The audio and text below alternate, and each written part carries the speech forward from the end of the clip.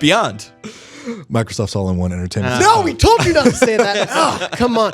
Hello, everyone. My name is Jonathan Dormish. I am your host for this week's episode of Beyond, episode 561. I'm joined by our lovely producer, Barrett Courtney. Let's get jiggy with it. And the Xbox editor, Brandon Tyrell. Why did we let him in here? Behind enemy lines. The Microsoft shill over here, Brandon. BT. It's brighter in here than it is in Xbox land. Bright with amazing exclusives. Anyway, before we begin the show, a quick reminder that Beyond is live every Wednesday at 3 p.m. Pacific at beyond.ign.com. You can find every new episode every Wednesday, 3 p.m. Pacific. You can find it on podcast services and everywhere else you're used to watching it one day later, 24 hours later. So be sure to come to beyond.ign.com every Wednesday at 3 p.m. Pacific. Barrett, stop touching my arm. Anyway, on to this week's show. If you're wondering why Mr. Tyrell is here. Mr. Wow. Tyrell, yeah. We stole him from Ryan McCaffrey, and we're holding a ransom. McCaffrey, you must give me your Tesla if you want BT back unlocked. Well, we're about to find out some things. You pretty much just signed my death warrant. In addition to holding people for ransom, we are also having Brendan here because we're going to talk about Assassin's Creed Odyssey. Hey. Of course, as you're listening to this, you may have only just started playing or you're going to play later this week, depending on which edition of the game you had. Brendan, of course, did our wonderful review. Thank you. Gave it a 9.2. Thank you. You worked very hard. I want to shout you out because Yes. you worked tirelessly because we'll get into it in a couple of minutes, but this game is long and you put in a lot of hours and you beat the kind of main quest before the review embargo, which was very impressive. And you worked here. You worked through your birthday. You guys giving me the vapors. Yeah, You worked through the weekend. I kept getting text messages. Hey, what are you doing for your birthday? And I'm like, well, I'm 14 hours in on Assassin's Creed today. Today. Have you been to Mykonos? Because that's where I'm spending it. And then you worked Greek Isles. You worked throughout the weekend to make sure the review went up on Monday. This last embargo was Monday at 4 a.m. A lovely so time. I want to just give you a shout out. Yeah, because Ubisoft. What are you doing? Shout out to you. Shout out to Mike Wynn. Mike Wynn, who cut the amazing review. It's Yes. I said this on Unlocked, which we recorded earlier today. Goes up on Tuesdays. I think it's the longest video review that I've ever done. Yeah. 27 minutes. Yeah, it comes in a cool half hour. Yeah. No, it's like 8 minutes long. Yeah. And it is just, it felt really, really good. Generally, we try to keep our reviews around 5 minutes, but because this game was so big and I had so much to say about it, they gave me that extra leeway that I feel like we were able to put to good use. So, Well, and speaking of having so much to say, you've beaten the game. Barrett, you've beaten the game. I have. I think you two are the only ones to have beaten the full, at least main campaign in The Office so far because of how thoroughly full of stuff this game is. when did you beat it? I beat it. Oh, geez. the What day weekend? did I text you? Sunday? I think I beat it that night. Okay. Yeah, so I beat it Sunday night, Monday morning, because I had texted you like, "Hey, I'm at this part. How much? How much closer I am? Yeah, and you're like, maybe like 4 hours or so, Yeah. and then I went to go out and eat with friends and whatnot, and then I went back Must be home, nice. and then I went back home. I started playing at I want to say 9, and then I beat it at 1 in the morning. Oh, cool. So about 4 hours. Yeah. Nice. Okay. I didn't realize you. I mean, I realize now that you're saying it that obviously you beat it, but I didn't put 2 and 2 together. So nice job. Yeah. Boom. Well, now that you've both beaten it and can speak to it, obviously we're not going to go into spoiler territory. We don't want to ruin the experience for anyone who hasn't even started it yet. But I do want to hear a little bit from both of you now that you have this full experience with it, and especially as fans of the franchise and having played, I think, pretty much all of them, or for the most part, the bulk of them. At least the main ones. Yes, yeah. Yeah. I want to hear a little bit from both of you about how you feel this fits into Assassin's Creed in general, mechanically, gameplay-wise, especially both of you. I know we've talked a little bit about how this relates especially to Black Flag. Where are you specifically in it? I am... No spoilers, of Yes, course. I am... No spoilers. Athens. Okay, Yes. cool. Okay. So I am in Athens. Spoilers. Yeah, I know. Athens is in Athens. Greece. I didn't know that. I'm sorry, Barrett. I ruined everything. Anyway. Well, this is off to a hot train wreck. What else? As the show usually is. Yeah. So why don't you guys go in a little bit? I want to hear from you both about how this fits in. It was made by the Syndicate team primarily. Oh, I didn't know that. And Origins was made by the Black Flag team. Montreal. But Barrett, you as a big Black Flag fan, see a Yes. lot of similar That's a mouthful DNA. right there. Yep. Going into this game, coming hot off of Origins from last year, Origins, slight spoilers for Origins, late in the game they introduced boat mechanics. And it kind of reminded me how they introduced ship mechanics in Assassin's Creed 3, where it was kind of these specific missions later in the game, introducing you mechanics. The combat wasn't fully equipped like Black Flag was. But then you get into this game, and literally half of the map is ocean, and the combat is much more of like Assassin's Creed Black Flag or Rogue and stuff like that, where it's way more in depth. You're leveling up different parts of your ship and customizing your ship, and it gave me a lot of Black Flag tones. But not only in that sense, but the kind of character of, at least I played Cassandra, and I'm interested to talk to you about, you played Alexios and I played Cassandra, so I'm interested to see like how we differ on that. But at least with Cassandra, one's like, a man, one's a woman. Yeah, well, thanks. The kind of like swagger that Cassandra has reminded me a lot actually of Edward Kenway. Of just kind of like, I'm doing my own thing, and like I'm cool as hell, and I'm killing a bunch of people, and whatever. There's a really cool cutscene that I used in the review right before the verdict, where a Spartan guy was like, "You destroyed the entire Athenian fleet," and she goes, "They were in my way." And I think that's pretty indicative of both characters. I mean, look, the differences between both characters are sort of few and far between. They're essentially the same protagonist, just different chromosomes. Alexios is. So the great thing about Odyssey is that they introduces choice mechanic, right? By and large, the choices that you make really only kind of affect the way your character comes off. Right. Later on, that stuff starts coming back all the way up to like the multiple, I think there are 9 possible endings or something. Yeah. So I need to talk to you off air about what ending you. Oh wait, we talked did. about. Yeah. No, you could talk about it on air. It's fine. Well, I'll say right now, Everybody died. I got the best ending. Oh. At least the happiest one. But by and large, a lot of the choices that you do sort of just throughout your playthrough, whether it be talking to side quest givers or merchants or soldiers or what have you, is mostly just boils down to like, you know what? I will help you with that. It's the right thing to do. Yeah. Or like, if you can't pay me, you can't afford my time. Yeah. Or just like, no, screw you. Yeah, so like I said in the review, you're either an upstanding merc or a total dick, and that's really sort of the personalities of the characters, but they're not the characters themselves. Like Alexios is not an a-hole, and Cassandra is not like an upstanding person. You get to decide how they come off. Yeah, and I will say, like sometimes I picked an answer that I thought was a little snarky, but he delivers the line like just the biggest. I'm trying not to swear. Just the biggest jerk, We just don't say the F word on this. Oh, you can say anything else? Yeah. Oh. Darn. Oh. Well. Okay. Wow. That was a jump. You had one rule. Time code right there. I got to edit that out. I am curious, obviously, if you're watching the video show, we are showing a lot of naval combat and everything, and that has been pretty big since... Andrew Goldfarb doesn't like the naval combat. I learned that today. Since the days of Black Flag and even... He's never liked Assassin's Creed naval combat. He's just afraid of boats. That's the problem. That makes sense. It's not worth getting into here. But what is worth getting into is I think what's really interesting about the setup of this game, obviously only maybe 20 hours in, to say only is insane. I know. But, I know. Only 20 hours in.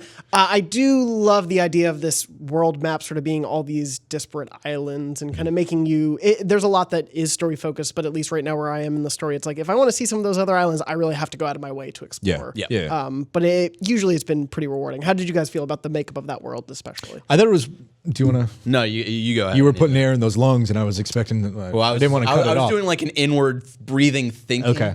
All right. I thought you were ready to like just drop some knowledge. Nah. I liked it. I liked the setup a lot. You start the game on an island. It's basically your tutorial island. Think like the Great Plateau from Breath of the Wild. Mm-hmm. Yeah. So that island's called Kefalonia. You do all your stuff there. You leave that island when you first get your boat. So you have the option to go wherever you want. I will say that the overview map does have like level ranges on them. Right. So like this island of Lebos over here is level 35. I should not go there right now. I'm level 4, But the story pushes you more inland at first, which I thought I really, really appreciated because I think it would have been a disservice to like have you sail around the entirety. I mean, Greece is like basically a number of really big peninsulas. So you'd have to like sail all the way south, then all the way east and back up. And I think that would have really damaged the pacing of it. As it stands now, they push you more inland, so you get right into the action. You get to see what's in store, all the different systems and all the different points of interest that they have throughout Odyssey. And then they open up this idea that you get to go explore these different islands. Some of them are worse for you than others, but that freedom to really explore anything is there.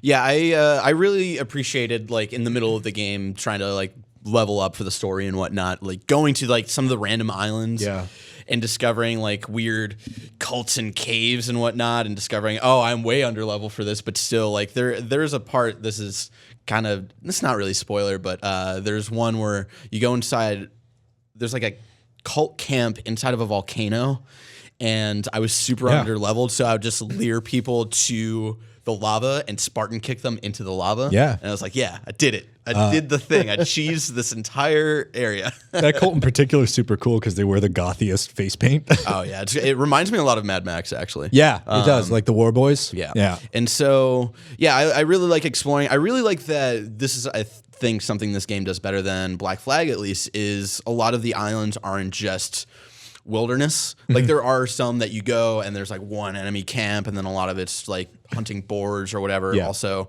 boars suck in this game. I hate them so Boars much. are the worst animal in Greece. Yeah, they suck. They're just weirdly aggressive, and I don't understand it. And wait for the DLC. And they fart. And this one's for the video version specifically, farts. And I made a thumbnail for this video, and I'm very proud of it. It's Alexia Spartan kicking Pumbaa. And I'm what was actually happening here? Was that so this is a legendary animal that you do for a side quest, and this boar right here will try to tackle you, and there's a certain attack that he does with like his weird side tackle. Right after, he will make a farting noise, and then you see a gas cloud come in, and the gas cloud poisons you. Wait, so that's actually in the game? Oh yeah. I thought you were like doing a skill and just like putting fart sounds over the video. No, that's actually in the game. Those are in the game. Yeah, that I straight up thought it was a joke. We thought this is something you did in post. Yeah, that actually happened in the game. I want to like.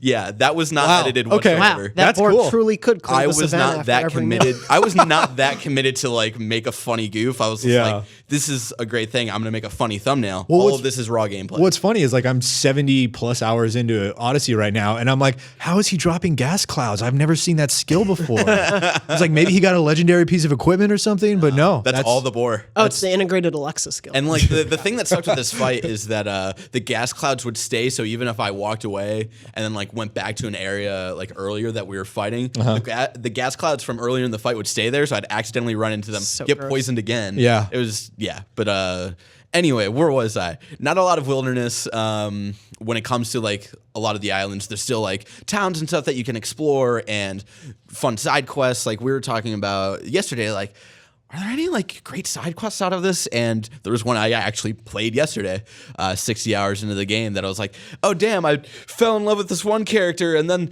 there's a weird betrayal, and I don't know how I feel, and it was a fun one. So I love that there's a lot of that in the kind of just side content in this game. So yeah. Well, and speaking of how expansive this game is, and before we move on to a little bit of a different discussion about Assassin's Creed Odyssey, Jacob Stanley from the Beyond Facebook group asked, do you think Odyssey is the new standard for AC? I'm going to include Origins in that. Full-on RPG with little lore sprinkled in to keep it Assassin's Creedy. If so, will that continue to work? And a few people in the Beyond group largely asked the idea. Assassin's Creed obviously has changed quite a bit from the original, especially original trilogy. Yes. Are you happy with where it's going and where it's continuing to go? Obviously, based on your score, you liked it quite a bit. Do you want to take it all back? Gasp. Do you see it continuing to go in this route? Like, is there any turning back, basically? No, there's no way. Yeah. I don't think so. I think this is now Assassin's Creed. Granted, it's not. So we talked about this a little bit this afternoon. Assassin's Creed, what people remember Assassin's Creed being, was a stealth action game. That's not the case anymore. Assassin's Creed is now an open world RPG, and I believe Ubisoft would not have spent the money to make this new platform they did with Origins, just to revert back to that old stealth action gameplay, because And they were trying to transition out of that old stuff. Yeah, for look a while, at Unity. You know, like Unity And Syndicate, yeah. Unity and Syndicate were kind of the first stepping stones to get to this point. So I think it's funny that a lot of people are like, "This isn't Assassin's Creed anymore." Oh my This god! came out If one this more came out of person DMs nowhere." me, if one more person DMs me saying this isn't a real Assassin's Creed game, Did you feel like an take assassin? it to YouTube, man. What? I Did you felt feel like an assassin? Yeah. Based on what everyone's asked me about Spider-Man, did you feel like an Did assassin? you feel like Spider-Man? Feel like an assassin. I did actually feel like an assassin. I think that Got him on camera. I think that you're just gonna cut it after. Yeah. Yeah, nice. I walked into that one. I think that what this game does well is allow you to play the game the way you want. This was my build right here. This isn't me playing. I think this is your game, but I went full warrior with basically a sword that I would light on fire. Hell yeah. And that's not to say I didn't build into the assassin tree or the hunter tree. You know. The assassin being the assassin stuff and the hunter being the archery. I did. Like, I used the predator shot because that is an That thing is overpowered. amazing. That is an overpowered They definitely skill. They definitely brought it down this time around From Origins? From Origins, there was the predator shot, and was the With predator a shot where predator you could bow. control the, Yeah. the arrow. It's basically Patriot Arrow from Robin Hood Men in Tights. The arrow controlling in Origins was just. It was so overpowered. So they brought it down. Like, the way you can control the arrow this time around is brought down a little bit. Yeah. So they definitely. But you can still, like, I'll shoot a 45-degree angle above the head of my target and then just boom, just dive bomb it. Anyway, Predator Shot is OP, but I built into it because it is an awesome tool. I built into the assassin tree enough to get that consistent 200% extra assassin damage because every once in a while, you know, when I'm sieging a fort, I'll pick off the guards on the exterior before I jump in. Having said that, I enjoyed playing Odyssey more as a guy who would pull out his swords, light them on fire. That and was almost a bad sentence. What? Nothing. Keep going. Pull out. You guys are funny over here. Oh on yeah, Beyond. that's what we do over here. That's why. This is why they never let me on the show. You guys make goofs. To transition. Out Yeah, of but that. I'd pull out my swords, walk into a fort, and just be like, "Hey, come fight me. I'm here. I'm better than you at combat. Come fight me." You know. And it's nice to be able to have that option, but also I've playing a lot into the archery, so it's nice to be able to have, and it allows you to go those routes, which I really appreciate. You were a sneaky archer in Skyrim, weren't you? Oh yeah, that's how I play most games. Well, there's actually a really cool diagram, a flowchart. It says, "What do you like in a game? Combat, blah blah blah." No matter what you choose, it always ends in sneaky archer. It's the way to go. Yeah. One final question from the Beyond group is Matt Bohe. Do you agree with the IGN reviewer that it's the best Assassin's Yes. Creed game yet? I do. All right, Brendan, hold on. Yes, obviously we have the IGN reviewer here to tell us what he thinks about the game. Barrett, however, has some different thoughts, and you can tell that because I changed my pitch so much when I said Barrett's name. Why are you pulling out a To time? deal with that, don't worry about it. To deal with that, we're going to introduce a little bit of a new segment here on Beyond. Beyond Versus. Hello, everyone. My name is Jonathan Dorbush. I am your moderator for this segment of Beyond Versus. I'm here with Barrett Courtney and Brandon Tyrell, who I introduced earlier in this episode. Hi. Hi. They Happy to be here, Jonathan. Why, hello. We are here to talk about Assassin's Creed Odyssey, both what they liked about the game, but also didn't like, and especially where they differ on it. So, Barrett, I know you feel a little bit differently about the game than Brandon. Score-wise aside, let's not deal with that because I think it's very important that a score is a score here that we give at IGN. It's very important to remember that. And that said, we all have different feelings about every game that we play. I want to hear a little bit about where you guys differ and also where you agree on it. To preface this, I really love the game, and Before I trash it. before I tear this game down and you down with it, I want to preface it. I really do enjoy the game. I agree with almost all of the points that you bring up on the review. Thank you. Next question. And so the point that I have to make is that I don't think that Odyssey is the best Assassin's Creed game. I think it's up there, definitely, but I think Odyssey definitely falters in a lot of interesting story and pacing in the story. I think a lot of people couldn't get into Origins last year because like the beginning of the story was a little weird and whatnot, whereas I think that is the only fault in Origins story, that and like who ends up being the main bad villain at the end of the game. But the crux of Origins was this relationship between Bayek and Aya and their relationship after the loss of their child, and they had such a real relationship and awesome character development, and I was hooked every minute of seeing where they were going to go. And with this story, I love Cassandra as a character, but I wasn't invested in like what her overall story was, and it's hard to talk about it without spoiling stuff. But her overall journey felt lackluster to what other Assassin's Creed games have done, and I think there were definitely highlights, and there were definitely moments where I was like, "Oh my god!" And there were moments that like had me tearing up a little bit and like shocked and like, "Oh, like that was so cool," you know? Like I think there's a cutscene in the review that we might have put of like just this really badass cutscene. Oh yeah, we used it. Yeah, and so we opened with it. There's just like really cool moments, but in between, there's just like I don't really care about what's going on here. Yeah. The kind of side characters and like the cast of characters that would help like bring up Cassandra, at least for my playthrough of Cassandra, I thought were interesting at parts, but then overall, it was just like I remember like 2 or 3 like characters that like I thought were cool, and then one of the side characters at the very beginning of the game is one of the most annoying characters in Assassin's Creed in general, and then. I know exactly who you're talking about. Dude, that dude is obnoxious. Yeah. And so that's a big point for me. Yeah. And I also think the gameplay, so the first is story, and then the second big point is gameplay, where I think Origins like was the big first step of making it this big RPG, and Odyssey adds a lot to that, but I think Odyssey adds too much to it. I think there is a lot of bloat that didn't need to be there. There's a certain point in the story, and I know this is not story spoilers, but there's a main story mission that is, if you're going at like level pace and you're going to the stories at like level, you're at level 25 in this mission, and then the next main story mission is level 32. Yeah, and they make you grind, and like that point in the game, you're like leveling an hour a level, right? And so that's like another 7-8 hours of leveling to just get to the next story mission. So there's a lot of unnecessary stuff like that. Origins did that too, but not to that extent. And then I just felt like there was almost too much there, and like I said earlier, like. There's stuff that I enjoy about all these islands and whatnot, but I think they went a little overboard. I think there's some systems in there that I don't think play well in the series or in the game, and kind of like at the end of the day, it's like, oh, this is just a thing to do to get XP, I guess. Like they introduce it like as this big thing, but yeah. Now, BT, this is where you shut them down. Hold on to your butts. I don't review games professionally, so I might have just come off as an idiot. I do. But. Next question. So here's the thing. All right, I'm going to tackle this because you touched on like 3 or 4 different topics. The one I want to start with is story. I think you're absolutely right, actually.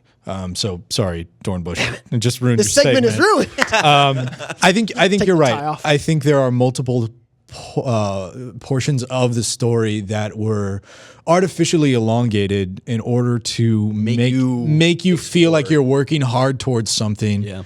And that didn't work on me. So you danced around it because you didn't want to spoil it. I'll do the same. It's not spoiling to say the main character story in this game is about family, and it's a family drama.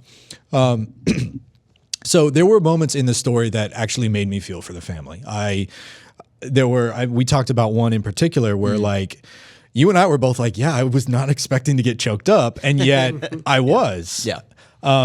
Having said that, it's also tempered by the fact that there are completely throwaway characters throughout. Absolutely. That I'm like, you actually detract from my enjoyment of this story beat right now. And like that versus other games where like it's been years since I've played some of these games, but like kind of the creed that you build in Assassin's Creed 2, like all of your pirate friends in Black Flag, or at the end of Black Flag, they're basically all dead. And like Edward Kedway, like spoilers for a game that came out 6 years ago? Spoilers. 5 years ago? Spoilers. You look around at this bar and like you see all of their ghosts, and it's a very emotional because they built up to it and stuff. There's just not a lot of that in this game. Yeah, for sure. And I agree with that. The payoff at the end, I didn't feel was depending on the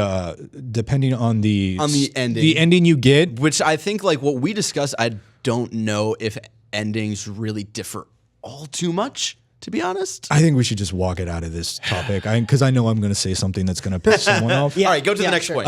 But I didn't get the sort of payoff that you're describing from Black Flag at the end of Odyssey. Yeah. Having said that, I don't agree that having a subpar story compared to some of the other Assassin's games disqualifies it from being the best Assassin's Creed. I think the systemic design of this game, the systems in place, coupled with the gameplay, coupled with the breadth of it, the quality and the quantity, you get both in Odyssey. And yes, there's a lot to do in there. There's a lot to do in there. That's why I think Origins is better. How so? Because I think Origin in what particular point? In the fact that Origins does have this like, because we can both agree that Origins and Odyssey does have like the better combat. Old Assassin's Creed games, absolutely. like it's impossible to go back. Let me get moving from an animation system a la Arkham Knight and all that. It wasn't as good as Arkham Knight, but moving from that to a hit scan system that they use right now, I think was the right move for this kind of game. They do that. They have the really great emotional story that with characters that I care about, with a cast of side characters that I care about. They have I think they had a little more refinery when it comes to. There was quantity definitely, but they not as much as Odyssey, which I think makes it a little more focused and made me enjoy it way more. Because I didn't feel like there was much like bloated content. Like at the end of Origins, I think I was at like level 30, and at the end of this game, you have to be at least level 40. And I don't feel like. To be fair, I don't think either of those games you really needed to be those levels. I feel like you could have brought levels. It down. Yeah, a little bit at least. But well, here's my point on that is Odyssey has multiple narrative threads, right? There are 3 main pillars of story. You can hit them in any order you want, really. I mean, not in any order. You have to start one before you can start another one. But once all 3 pop. Once all 3 are open, you can kind of weave in and out how you like. Yeah. After the main story, the other 2 pillars are still, I mean, you can't finish those until you finish the main story, essentially. Based on the way the level. Those are still there. And I think having a level cap of 50 actually is a service to this game because I never do this. I played Odyssey for 60 hours over 7 days, I want to say. I haven't taken a day off yet in a couple weeks. Tomorrow is go to sleep. Tomorrow is my first day off, and I'm probably going to go home and play Odyssey. Yeah. Like that's to give you an idea of there are still enough things to do in this game that keep me wanting to come back and exploring it. That never happens. That's fair. And if this is the direction that Assassin's Creed is going as a platform upon which the franchise will continue to be built, this is the best one ever. That's fair. Well, I concede, but I do want to say for me, I don't know if you've played all the Assassin's Creed games. I don't know what your. First of all, how dare you? I don't. We never had that conversation. No, I wasn't trying to insult you. It really sounded like you were. I haven't played all of them. Okay. I didn't play Liberation. I didn't play the one in Russia. Screw those games. I'm talking like the main ones. Like I would say, like for me personally, it'd go Origins, Black Flag, AC2, and then Odyssey. Interesting. Yeah. Okay. Yeah. That's cool. Well, it's wrong. It's wrong, but it's Odyssey. Because I really love the stories, and this one kind of felt like I play games for stories, and this one felt lackluster to me in that department. That's what affects me personally on that. I play games for sweet loot and no scopes. Nerds. No, we're joking right now. Like obviously, this is all. And this is all like perspective. I super respect Barrett's opinion. I don't know why. Speak outside this room. For me, I think it's Odyssey, Origins, Black Flag, then AC2. AC2 is so good. AC2 is so good, but I enjoy the open world aspects of it more. And I think when I played AC Black Flag, I was thinking like, this is the game that I've always wanted to play. I've always wanted to be a pirate in the Caribbean. Hell yeah. But I think Odyssey is just a cut above the rest of it. And I will give you credit where credit, like the sort of other 2 pillars of the game. Like I do also want to go through that because there's because we were talking about content. Like I make content for here, so it's like I want to do this end stuff to like so we can show like how this ends and like there are other arcs. We were talking about content that's going to be going up maybe in a week or 2 after people have gone through the game and are curious about some of those big reveals. And I'm super excited to put that stuff together. I'm so excited that I'm going to go. Right after here, I'm going to go pull all my pictures down that I took during the review, put them in a slideshow and be like, hey, check out my vacation scrapbook, everyone. Like, come look at my pictures. This is how I spent my birthday. Yeah. Well, who's right, who's wrong? We don't know I'm right. But Brandon's review is the one on the site, so I guess that's the one that matters. It's the only reason I took this gig. Yes, exactly. Thank you both so much for joining me for this inaugural, maybe final, who knows, version of Beyond Versus. I like this. Thank you for wearing a tie. Of course. More than happy to. We'll be loosening up a bit. We're going to take a quick break. Brandon, thank you so much for joining us. We will be back soon with those beautiful boys, Brian and Max. Please don't do that, Barrett. You said loosen up. Bye, guys. Check out Unlocked Tuesdays. Beyond and hello, everyone. My name is Jonathan Dormish. I am joined by Barrett Courtney. Beyond. For another wonderful Beyond Versation. Oh, stop calling it that. Say that. Anyway, we are here to talk about the fact that PSX 2018 is not happening this year. There is no PlayStation experience. They've been holding one for the last 4 or so years. They've been sort of a big place for Sony and PlayStation to announce new games, new entries in series that we love, new IP, things like that. Right. This year they've decided to not have that. Chairman of Worldwide Studios, Sean Layden, discussed how, they felt with Dreams and Days Gone coming up and things that we already know about, and after Spider-Man, they don't have enough to show to make everyone come together for an experience where they're already pretty familiar with everything. Right. So right off the bat, Barrett, I want to know how you feel about them not having a PSX this year. It bums me out, but it doesn't surprise me. The fact that they didn't even really have a conference last year was pretty telling of, they've announced pretty much their plan, I think, for the rest of the PlayStation 4. So I don't, if they try to do it this year, it would be another show of last year where it's a lot of show floor stuff, which is cool and it brings the PlayStation community together.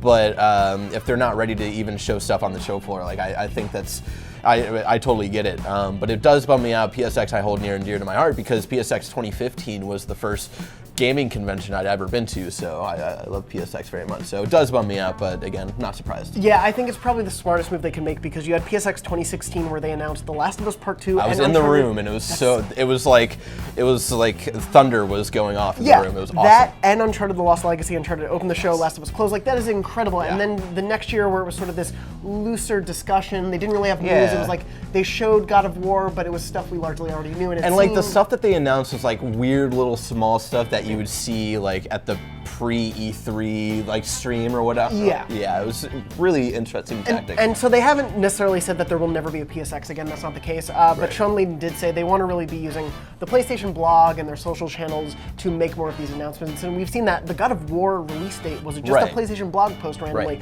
The PlayStation Classic was TGS, but it came to most of the world via social, via Twitter. Exactly. So I feel like that strategy makes sense for what they have going forward. And we've both kind of talked about the fact we feel we know what the rest of the PlayStation 4 looks like. Right, exactly. They announced The Last of Us Part 2, Uncharted: The Lost Legacy, Spider-Man, God of War, Death Stranding, Days Gone, all kind of within a year of all of those announcements. So I feel like they really pulled out the big guns and showed off what the rest of the PS4 lifecycle was. And so I think the next big announcement is just the PlayStation 5, and we just got to give them a couple of years until they're ready to announce that. And then I think we're going to start getting more announcements of games and whatnot coming in the future. At the very least, though, we're not without potential for new announcements coming at the end of the year. Exactly. We have the Game Awards coming up. Kind of Funny, formerly IGN's Greg Miller, has said he is hosting a conference now, essentially the week after the Game Awards. And I think that's a smart move right there, is to kind of fill the void of it sucks that there's not going to be big announcements this winter or whatever, and they're taking the opportunity to fill the void and do cool sort of indie smaller game announcements for people who like that kind of stuff. And I think the Game Awards certainly has always been a huge thing. It was so big last year with announcements and new reveals that I think it's going to be even bigger this year. Right. And of course we'll probably see something like Death Stranding there, given Kojima and Jeff Keighley's love for each other.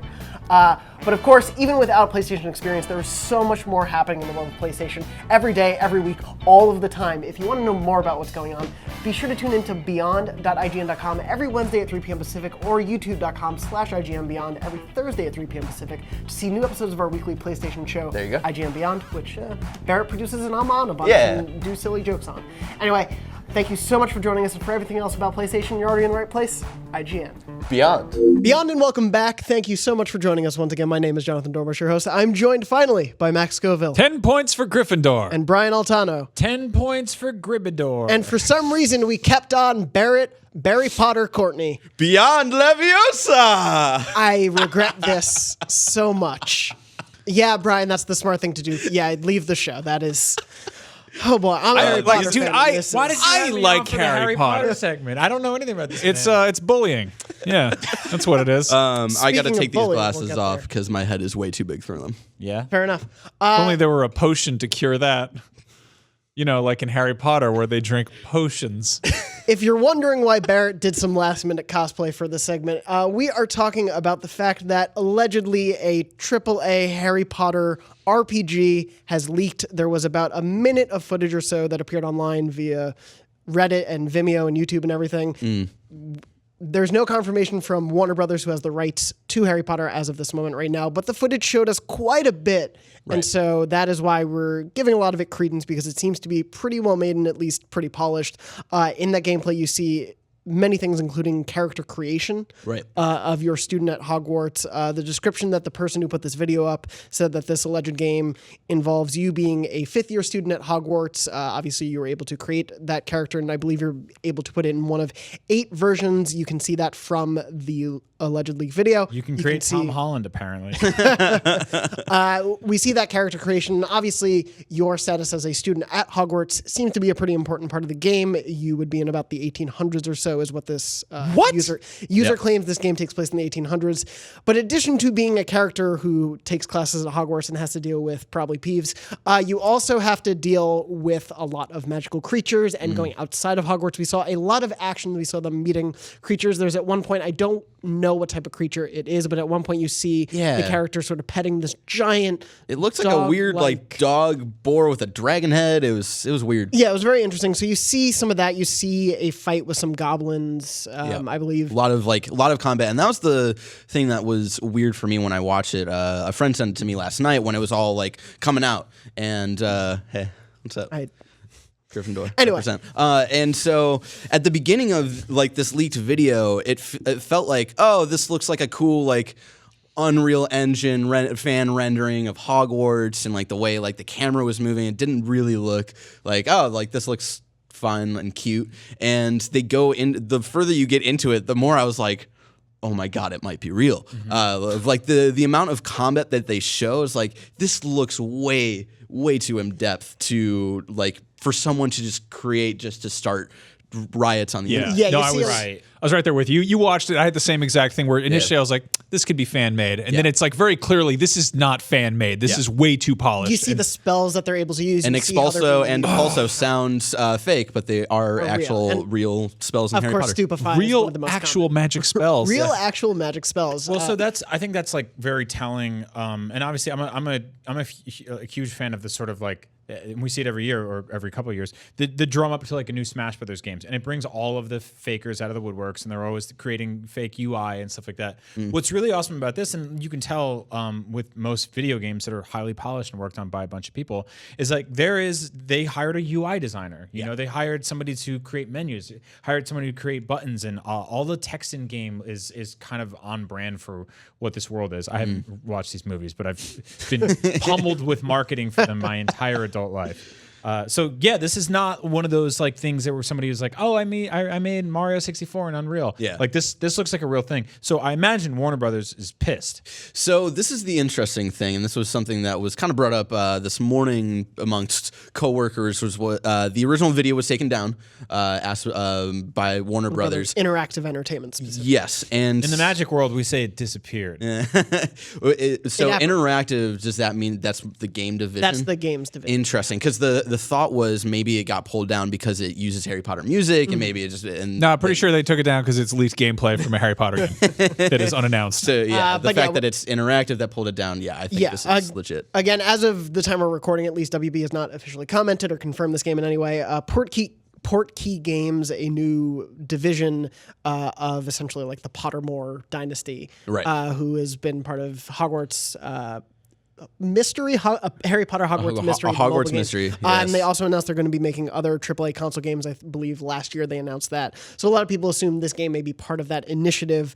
Given that it's part of WB, though, we would assume they are likely involved with one of their major studios. So we have a few theories about who we may think is actually working on this game. A lot of people initially said Rocksteady because everyone just wants to know what Rocksteady is working on. Yeah. And given that they've worked with licensed games before, that was sort of the immediate go-to. I'd never even put that together, but Yeah. maybe. That's an interesting one because we're all clamoring, and that was a lot of like the early comments was Rocksteady, and I was like, please let this studio be working on two of my favorite things in existence, which is Batman and Harry Potter. But when you look at it, and even though like it looks like earlier on in development, like this looks like a mock-up for some sort of like behind like closed for test doors, footage. like test footage. And Rocksteady is whatever they're working on has been worked on for at least 3 years. So this looks a little earlier than that, and also just like the style of the game doesn't look Rocksteady. So what does that mean? Because Rocksteady's done Batman games, and then there's that like one first game they did, but we don't really know. And also, I think we fall in this trap of being like Rocksteady has a distinct aesthetic. That was. That was working within the style guide of the Batman universe. Basically, they got carte blanche with Arkham. They built their own version of the Batman universe. But like, you can't like if everybody was wearing like carbon fiber Gryffindor robes, I'd be like, yeah, that's probably Rocksteady. Yeah, everyone's inexplicably ripped. I guess like All look the students are look under so the hood a buff. little bit, right? Like if I showed you footage of Spider-Man for PS4, but I didn't tell you who was working on it, you might have a couple of guesses, Right. Just based on the sort of the swagger in the animation and the color scheme and the way the game just sort of flowed. Well, we all thought it was going to be Sucker Punch. I think so, yeah. Yeah. Like that was the thing is going into that we were like, well, why? Of course it's going to be Sucker Punch. They've made all the infamous games. Like it makes perfect sense that they would do this. So I feel like we're almost doing the same thing with Rocksteady. I don't. They've done one giant license for WB. WB would obviously trust them with another license. That just seems to make sense. But I think it's too good to be true. But there's some other early sort of ideas that might be true. Avalanche Software, not to be confused with Avalanche Studios. Avalanche Studios obviously working on helping with Rage 2 and all they're that other the stuff. developer. Yeah, It sucks that they ran out of names for video game studios. Too many And so- Avalanches. Yeah, What a Avalanche. specifically odd thing to name two studios I know. after. So Studios was the one they're working, like you said, Rage 2, Just Cause 4. Right. Avalanche Software was the studio that that WB bought that used to be making Disney Infinity. Right. And then WB acquired them after that studio sort of had its issues with the So they were acquired January 2017 was when they announced that whole big deal. And what this looks like, if we're assuming that this is real and this is like, it looks like it's about a year and a half in development, like this could very much line up with Avalanche Software being brought on by WB and seeing like what they could be making. Another interesting theory was Monolith, because they know high fantasy stuff. So hold on. Back to the Avalanche thing. There was apparently a job listing that was floating around. I don't know if you guys saw this. That was looking for people who were, and they're based in Utah. And there was, I think the job listing was like people who were familiar with British culture and like grammar, which was odd. That seemed like sort of an odd thing, but also That was what a do listing, I think, like last year. Yeah. Yeah, which seemed rather specific, and Yes, but also, I mean, their experience with Disney Infinity is dealing with Disney's very stringent like brand guidelines and style guides, and also making a rock solid. I mean, they also did like the Toy Story toy box stuff before Infinity. Yeah. And they were like, how do you make how do you make solid gameplay that's still kid friendly and still accessible? And obviously, like there are some adult fans of Harry Potter, but it is at the end of the day a family franchise. Adult's a loose term with Bear. I feel like Avalanche Software is a very likely candidate if someone within the established staple of WB is working on it. And like you said, another name people have thrown around is Monolith. I think given what they were working on with Shadow of War, the idea that they would just sort of jump into this seems a little unlikely to me. But either way, this is something that clearly we've seen a lot of in that 1 minute, the breadth of this game. Well, yeah, And- and it's already looking very polished, which is cool. Yes, And I think that says a lot about the fact that when you give, hypothetically, or we assume, a good studio a AAA license, and you don't put a gun to their head and tell them to churn something out in 3 months for a movie or a TV show, they can make something really good. Yeah. I mean, we just saw it with Spider-Man. The Spider-Man games that we got for a very long time were not great. There's a couple good ones, and Harry Potter has effectively been relegated to iPhone and Lego, right? We haven't really gotten since we haven't gotten the original series of movies. Right. Yeah, it's been. And there are a couple of gems in there. There's like Order of the Phoenix was not a good movie in my opinion, but the game weirdly like represented Hogwarts really well and had this kind of like small open world version of Hogwarts. This is very old review footage from IGN, I think, from 11 years ago. That crispy watermark. Yeah, exactly. And so like it did the most with like what Hogwarts could be in like a kind of expansive way. As you see, he I would say like with his head. So like a lot of licensed properties and franchise stuff. Like there's probably the makings of a really solid Harry Potter game scattered across every Harry Potter game that's been made. Yeah. I mean, if you took the sensibilities of Lego Harry Potter and then put it in this universe or this something of this scale, you could have something really cool. You know, If you had showed me this footage without telling me what this was, I would tell you it was a Silent Hill game. Like it's got that like that fixed that camera. haunted, foggy anti-aliased PS2. welcome to a graphics. much less threatening Dark Souls. Yeah, you play as children, and there are other children there instead of unspeakable horrors. Like clearly, this is a day-night cycle where the haunting monsters appear, right? Yeah, we're just waiting for the night.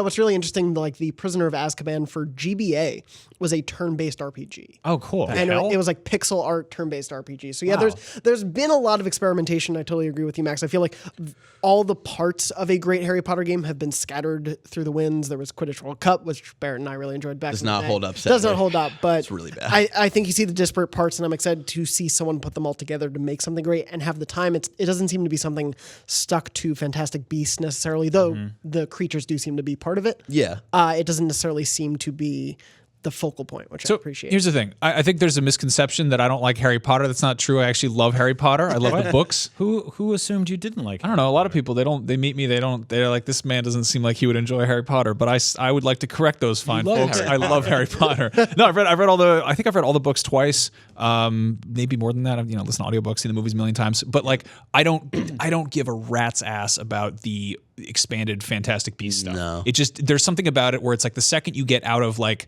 the wonder of like Hogwarts, I just don't care. Yeah. Like it's just like, I don't know, the wizarding world is like, I think that they kind of, it's such an odd thing to try to spin out an entire universe. But if this is a game about like, oh hey, you're going to Hogwarts, in a certain time frame, I'm like, oh yeah, I want to go to Hogwarts. Yeah. Like that's where I want to be. That's the dream. Yeah. For everyone. And it'll be interesting to see like whoever's working on this and if it's real and all this stuff and if all my hopes and dreams have been answered by God. It'll be interesting to see how they like expand on this world, because I always thought Harry Potter was great because of Harry's story and just like the pure essence of how that character grows throughout those books. And then all of the expansion was just like, this all feels unnecessary and weird. So it'll be interesting to see how they try to still capture that magic of this.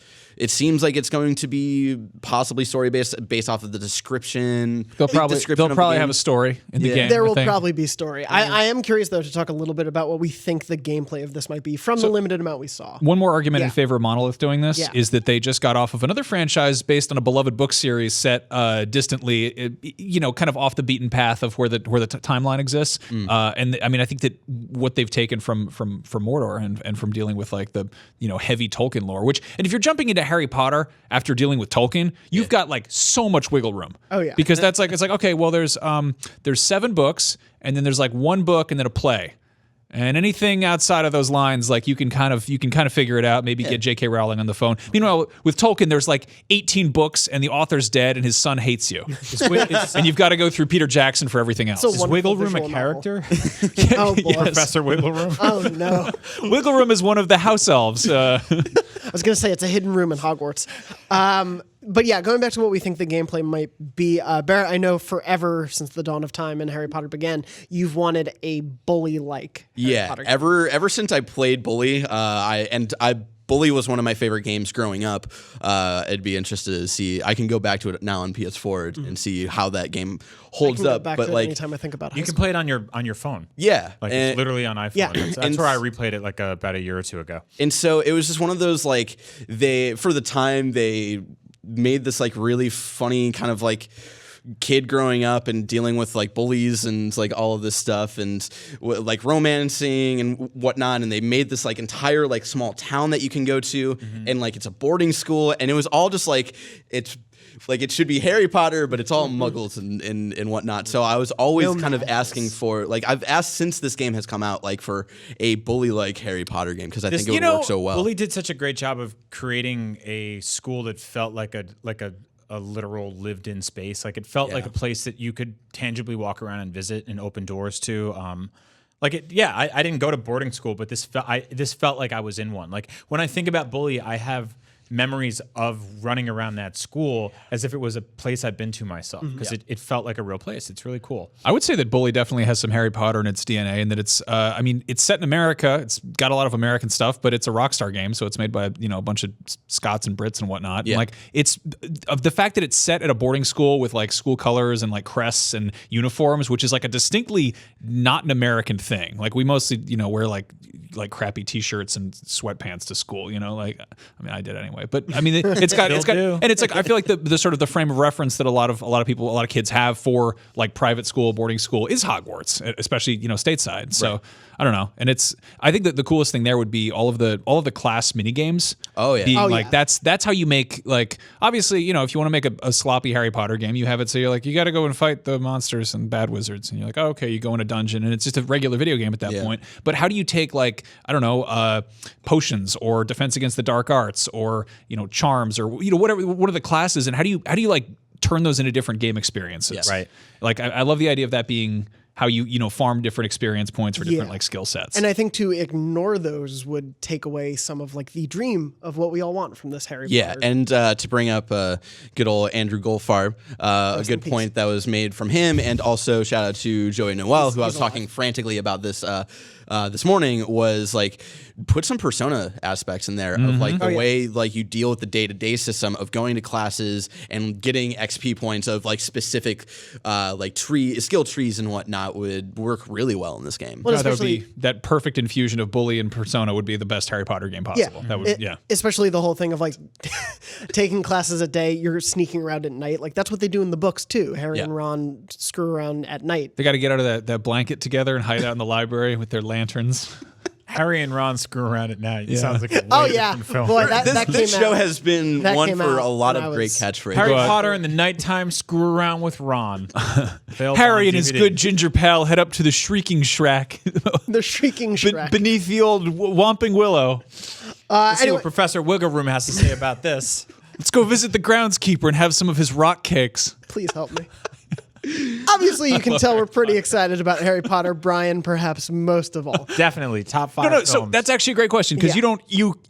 you thought that Harry Potter was set in Victorian Game of Thrones times, I believe was your explanation of it. You're also notoriously, you're also not a fan of like Lord of the Rings, but you got super into Shadow of Mordor because it's like, it's so distantly removed, and it was a great game underneath there. So yeah, I mean, to me, gameplay is king, right? And that's why I actually played a bunch of the Harry Potter Lego games just because I like the gameplay of the Lego games. It doesn't connect to me as much as other stuff, but also whether you love Harry Potter or you don't know anything about it, once you've unlocked the 20th character in one of those games, we're all sitting around saying, who the is that?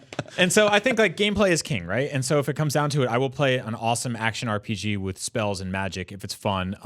And the voice acting is great and the characters are charming and stuff like that. And so that's really all it takes for me. Like if a game's getting good reviews, I perk my ears up and I start listening. You know, like I'm not the biggest fan of, say, someone like Superman. You know, I think he's a cool character, but in terms of making a game out of him, whatever. But if Rocksteady made an awesome Superman game, I'd be like, yeah, let's try it out. When I heard they were making a Suicide Squad game, or there was that rumor going around, which obviously a couple years back, didn't pan out, I was like, well, I actively hate that film, but those guys make good games, so let's see what they got. You know, and I think being open to stuff like that is important. Well, and I think obviously it'd be silly not to have connections to the wider lore and especially the book series, but setting it so distantly apart from it, I think will allow it to be a new entry point. And just to give in context, the kind of leaked description of the game mentions that it's supposed to take place in the 1800s.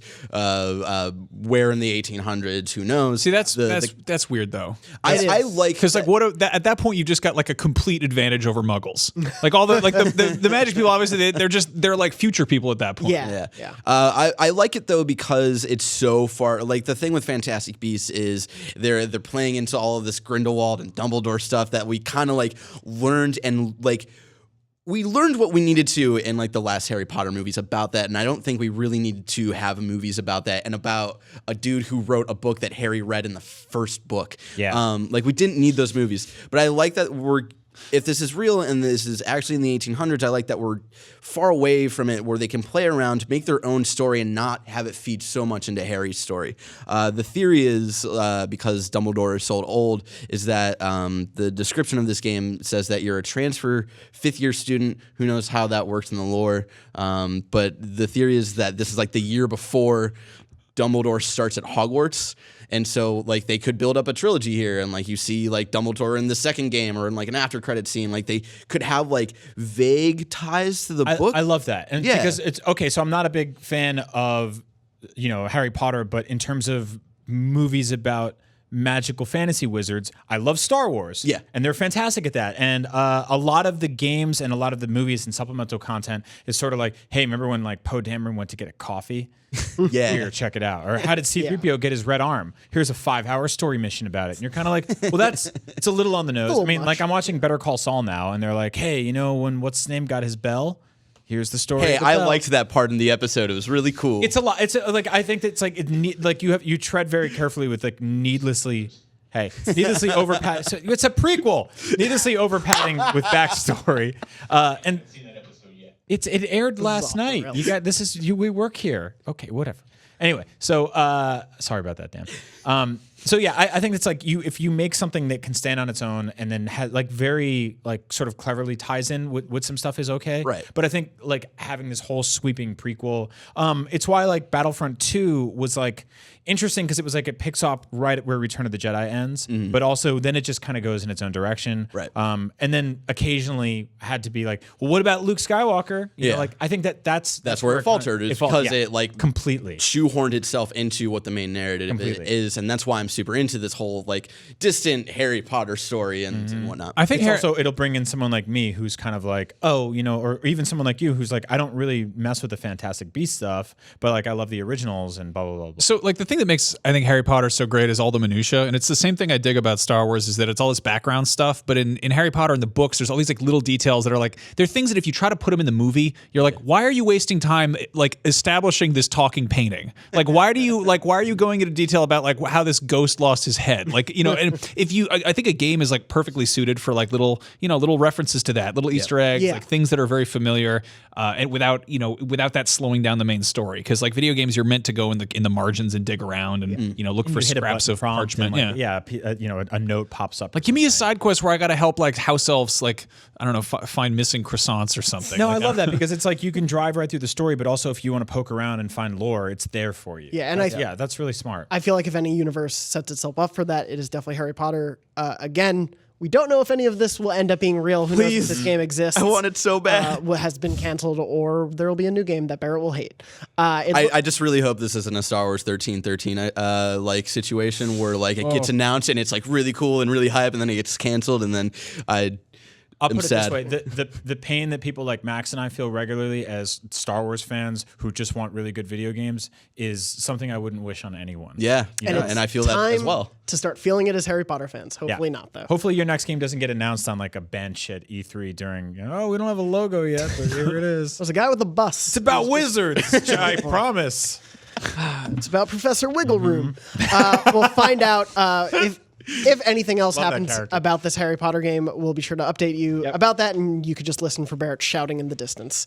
That will definitely be there. If you want to hear about something that actually is out and available for you to play, if you own a PlayStation VR, Astrobot Rescue Mission. Yes. Is out what this VR week. playing? We haven't done this segment in a long time. So Astrobot came out. I've played through the first world or so of it now. Yep. And Brian, you've played a little bit more. A little bit more, yeah. Yeah. Max, have you gotten a chance to I played it fairly extensively at E3, as much as you can say that, but and I did a few interviews about it, and I feel like I get it. I'm not super into it. Gotcha. So for those who don't know Astrobot at all, it is a platformer where you are the camera looking down at a little Astrobot. They were the little robots in the Playroom VR thing that has been stuck on your PlayStation 4 since you got it. Yep. So you can move them around. You'll move your guy around trying to collect and rescue other Astrobots, but you are the perspective. And so if you need to be able to see around that corner, you have to move him far enough in the world to get to see that corner, or just physically move yourself to see. He will maybe need need to jump around you and go behind you. There'll be things in the distance that you can maybe see, but you can get them around by sort of sneaking. It's one of the most difficult things to describe. I've been trying to wrap my head around how you explain like a VR platformer since I think I did like Lucky's Tale with Oculus, some interview, and I was trying to be like, how do you like, because you watch a video of it, it just looks like a 3D platform. There's nothing interesting about it, but like how you control this thing is fascinating. And it sounds like this is one of the first games to really actually like to nail that. Similar to Moss in that way, because Moss, you were kind of like the camera too. Yes, right? yes, definitely. It's a lot more fast paced, I would say. And Moss sort of felt like looking at a bunch of topographical maps and watching a little mouse kind of, poke around and find treasures and secrets and stuff like that. That felt more rooted in like adventure games than this does. Like that was more like, Levels unfurl like a Crash Bandicoot level where it's like the bot starts here and then goes into the screen. So it's almost like you're on rails within like a wide margin where you can move your head around and control the camera. Yeah. Think about like effectively being on this long roller coaster track that you can stop and look around on and poke around and find secrets and such. And so if you got Playroom, which was effectively that like kind of elevator pitch of PSVR demos, and you tried there was an Astrobot game on there. Yeah. That was basically was it Sony? Is it Japan Studios? Yeah. We're saying like, hey, here's what a platformer could be like, hypothetically using PlayStation VR. And instead of using any sort of traditional mascots, they created this like little kind of like caped crusader. He's something between like, I don't know, an action figure and like one of those Sony Aibo robot dogs. They totally look like little Aibos. Yeah, they're like little Aibos. And he would run around a map and basically collect coins and then collect his friends who were like kind of hiding out all over the place, fight enemies, cool stuff like that. And so this was kind of them being like, here's what something like this would look like. And I think a lot of people, including us on this show, were like, make a full version of that. That's freaking awesome. Like, please make that. And 18 months later, somehow here we are with like this thing that's like an 8 to 10 hour fully fledged platform game. It's big. Yeah, and so I've put some time into it, and I'm a huge 3D platforming fan here. Like for all things on IGN, it's just it's one of my favorite genres. Always has been. And a lot of people talk about that Mario 64 moment, which I really did describe my early moments with PSVR as being that wow, like holy crap, we're here again. We're experiencing something like we'd never experienced it before. That's obviously worn off a little bit in the 18 months since launch, but I think that there's a lot of that happening here. And what's really cool about this game is like a great platformer, you can go start to finish and get to the end and feel like you accomplished something, or you can really kind of stop, take your time. There's no timer. Checkpoints are pretty liberal, and they can kind of say like, oh, well, what do you think is over there? And so there's this clever mixture of like tight platforming, which is done with traditional controls. There's no, I wasn't playing with Move or anything like that. Gotcha. And the fact that you can lean into the physical space that you're kind of embodying and peer around corners and go like, what's there? And so that creates a lot of really awesome scenarios. It also creates some semi-cumbersome moments, I would say, where I noticed in like the third level, I believe it was the third level, I did like a full head turnaround, and I was like, what's behind me? And I noticed this blue X on the wall, which meant that my character could run up and hit it. But the way I was sitting on my couch made that incredibly uncomfortable. And because PSVR doesn't track you in 360, you couldn't actually, like, it just gave me a stiff neck. But what this game is really doing well, which I think PSVR does at its best, is not really first-person stuff, but third-person and playing with scale. And so, like, it makes me really want like a Honey, I Shrunk the Kids type game, because you're this small character, you're bopping around these like adorable little environments, but every now and then something gigantic comes in from the background, like a huge robot gorilla slaps his hand down on the level. It's the first boss. Yeah. It's also doesn't it throws stuff at your, like it attacks the camera, like it'll throw ink at you or whatever. You are a character in the world, so you're like a giant robot controlling this little robot, and the physical PS4 controller is in the world. I like that. You can see a reflection sometimes in screens and stuff, and there will be like ink or water shoots in your face, so you get a little bit distracted. Which reminds me of like the stuff in Mario Kart, where like a blooper a blooper. But that's like a static camera. In this case, you can actually dodge ink if it's flying at the screen, and it's funny because you're moving the astrobot around to dodge stuff, and then you're using your own head to dodge stuff. Yeah, and then and you do so stuff cool. like you use the controller to like shoot grappling hooks or ninja stars that your little guy can jump on. Yeah, you'll get Yeah. extensions to your controller that work in game. I mean, The way it handles depth is really smart too, because Astrobot effectively has a jetpack, and you learn this like air double jump thing that creates kind of like a vertical visual jet stream beneath you, which helps you line up your jumps. And so you're not just like jumping blind. And I found myself getting like genuinely like, I don't know, like nervous and kind of like shaky watching him crawl around on steel girders above and below me. And that was really cool because it's like in a platforming game, the character's there, the camera's almost always right behind you. When you're playing Mario 64 or really any Mario game, you can move the camera right behind you. But in this game, Astrobot, I led him up on this like series of like girders, and he was running above my head, and I had to like physically tilt my neck back to look up to be like, is he okay up there? And there was a couple times I just couldn't see him, and I had to kind of just identify like, I know what it's like for him to move. Here's how many spaces he could have moved in those 5 seconds, and I hope he turns the corner and he's okay. And every now and then he would die, but for the most part I'd be like, is he all right up there? And he'd come back down and be like, yeah, you got it. Yeah. You got your friend. You No, got your it's coins. it's really cool.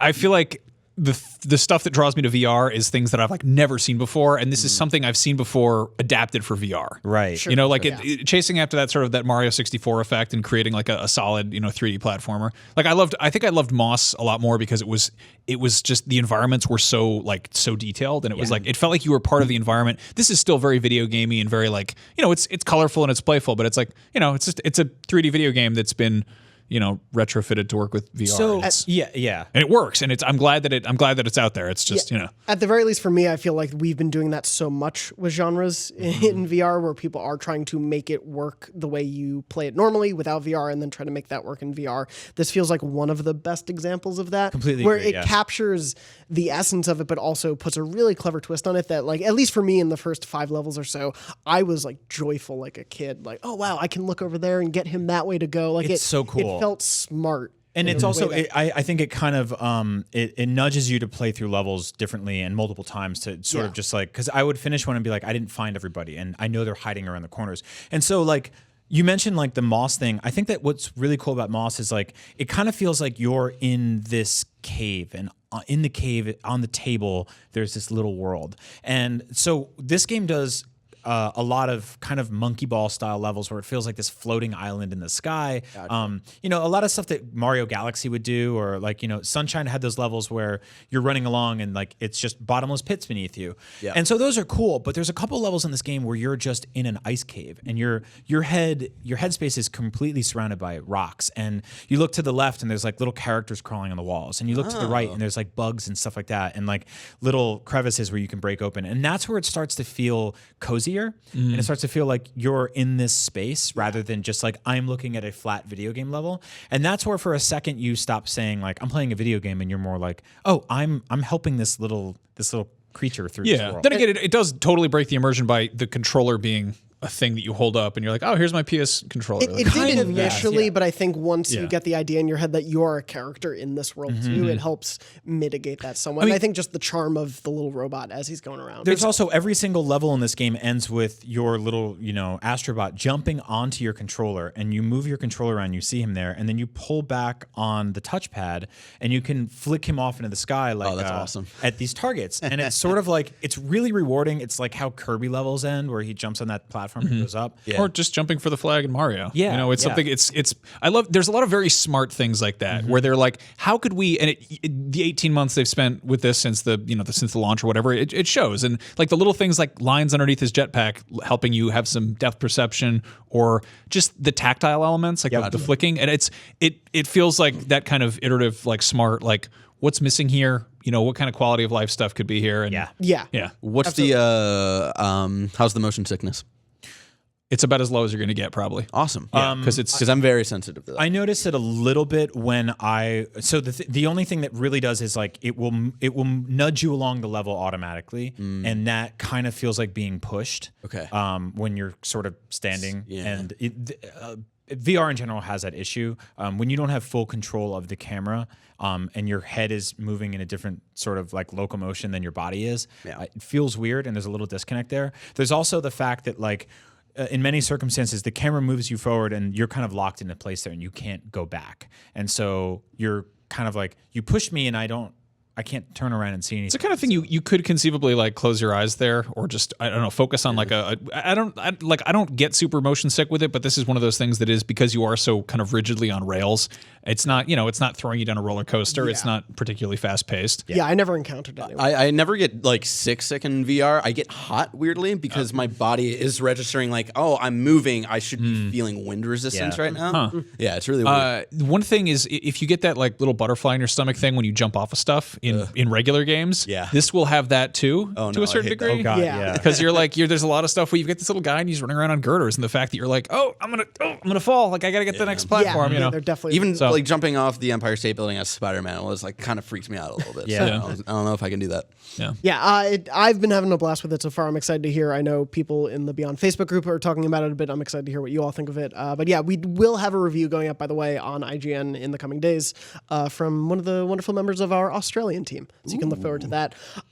In other news that is non-VR related, Max, release-wise, tell me about Fist of the North Star. So Fist of the North Star Lost Paradise is a game based on the popular anime Fist of the North Star, and it's done by the RGG team, the Yakuza guys, and it is basically Yakuza 0 with an anime influence. I don't know the source material at all. My frame of reference is this was one of those like early, dare I use the term, Japanimation. Oh no! It's from back Miranda in the 80s. Sanchez's going to come in here and punch you in the face. Yeah, well, I've been watching anime longer than she's been alive, so that's fine. No, but like this was one of those ones that was like only for mature audiences, because the dude punches guys until they explode into blood, which rules. The first time I went to Japan, there's a store there called Condomania. It is a boutique that sells nothing but prophylactics, and they do in fact make Fist of the North Star brand condoms, and I feel like that's kind of a testament to what the theme of this game is. Like it's the kind of thing that's like it's badass. It's not Dragon Ball Z. They explode into blood. Like there's this kind of inherent sort of edginess to it,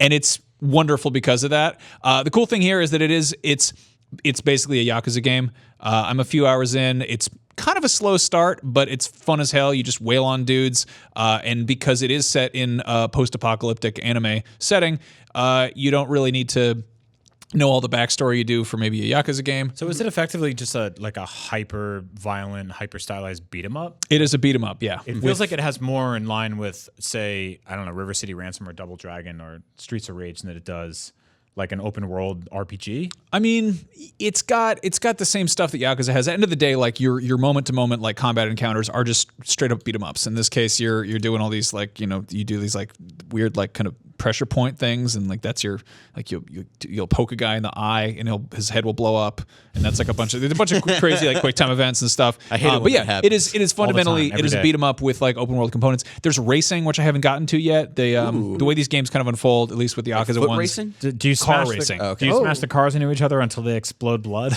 Probably. I really hope so. But yeah, no. So I recommended this to you because obviously if you like Yakuza is hard to get into. It's not for everybody. There's a lot of like weird stuff to try to catch up with. In this case, this is a fresh start. Like I don't know that it's also like a retelling of the anime. So like if you don't know Fist of the North Star, this is like kind of a good jumping on point. I mean, it's basically just it's Mad Max M-rated Dragon Ball Z. Hell yeah. But this is made by the Yakuza team. The cool thing here is I remember growing up assuming that because good video games came from Japan and anime came from Japan, then therefore anime games must be good. And trying so hard to get really into certain anime games, and it wasn't until I was much older that I was like, oh, maybe licensed games suck around the world, and it's more the exception than the rule. That But I think between this and like we learned that on the NES. Playing Top Gun and other bad. And but I mean, you're like, oh man, Top Gun. But in this, like I remember, there were like a handful of like good ones or whatever. But it was, I remember trying to play Dragon Ball games and being like, why aren't these like good fighting games? Or like, why are these so much less fun than other ones? And we're finally at a point where, much like we're getting, we get like good Batman games, good Spider-Man games. It's cool that we're getting like a good Fist of the North Star game. Like I see kind of I think this is sitting at like a 7 or 8 on Metacritic, which is it's fine. But if you're, it's also worth noting it's running on the Yakuza 0 engine, which is technically a PS3 engine. Yeah. So it feels a little bit dated in ways, but it's also like completely like late night B movie campy junk food. So if you can overlook some goofiness in the story and some goofiness in the game, then it's probably a good time. So if this is like a good start for kind of like licenses in Japan getting good games finally, do you think we'll get a Full Metal Alchemist game? I don't care. I want the RGG team to make a Cowboy Bebop game because that's what we need. Yes. Yeah. I so would also like that. After they finish Judge Eyes or whatever. Okay. Yeah. But yeah, like you were saying, I think it's cool between this Dragon Ball and this, seeing this trend. Hopefully something like My Hero Wants Justice can continue that trend that comes out later this month against Red Dead Redemption 2. So we'll see how it goes. Watch out, Red Dead. Shouldn't delay yourself. East meets Wild West. Oh boy. Before we wrap up quickly, just want to let you know, in case you haven't heard, the fact that new PlayStation Plus games are out. We're going to jump into those just very quickly. For reference, if you're a PlayStation Plus member, you can download Friday the 13th, the game, for free. My favorite. You can also download the multiplayer game Laser League, which is developed by the Ollie Ollie guys. 2D side-scrolling skateboarding game. Yeah, in addition to those are both PS4 games. For PS3, you get Master Reboot and The Bridge. Those are games. Rocket Birds 2 Evolution and 2064 Read-Only Memories are for PS Vita. They are both cross-buy with PS4. Okay. So yeah, those are the 6 games available for October. And in addition, you can get Here They Lie. You can't get that anymore when this episode goes live. It was live until October 2nd. So while we're recording, you could get Here They Lie for PlayStation VR. It was available for like 2 months for free on PSVR. So yeah, this is that timer running. If you snoozed, you have lost. You do not lie, as the saying goes. Other than that, I'm going to end up the show as we have the last couple of weeks because there's new Kingdom Hearts news. Good Lord. One more minute. How are we at the point where we're getting weekly Kingdom Hearts updates? Hey, as long as they keep coming. Right. You got the time. I also have one ready for you. We're going to wrap up in wonderful style with Kingdom Hearts 3 news. You ready? 3, 2. Not content to have been featured in the big hit Deadpool 2 reviving Bangarang for the masses, Skrillex is back, ladies and gentlemen, for the Kingdom Hearts 3 theme song. Yes, Skrillex is working with Utada Hikaru, who has worked on the theme songs for Kingdom Hearts since the beginning. Everyone is so excited about this news. The two of them are working together for Face My Fears, the new theme song. Many thought Don't Think Twice, the song that was already revealed for Kingdom Hearts 3, would be the theme song. That seems to be probably like a closing theme. Face My Fears will be the opening theme. Very excited to see it. There's been a lot of electronica and that influence in Kingdom Hearts theme songs before. Obviously, it was Simple and Clean and some of the remixes to that song. So this is not surprising. I'm pretty excited. I think it's going to be still a pretty solid theme song. Having, obviously, the original theme song writer still on board is pretty incredible. I'm so excited for this game. Please still be coming in January, on January 29th to PS4 and Xbox One. Kingdom Hearts 3. Great. You still got 3 seconds if you want to Kingdom Hearts! Oh, too late. It's time's up. Wow. So that was it. They got Skrillex? Yeah, Skrillex was the big announcement for this week. What's the opposite of nice and clean? What about loud and dirty?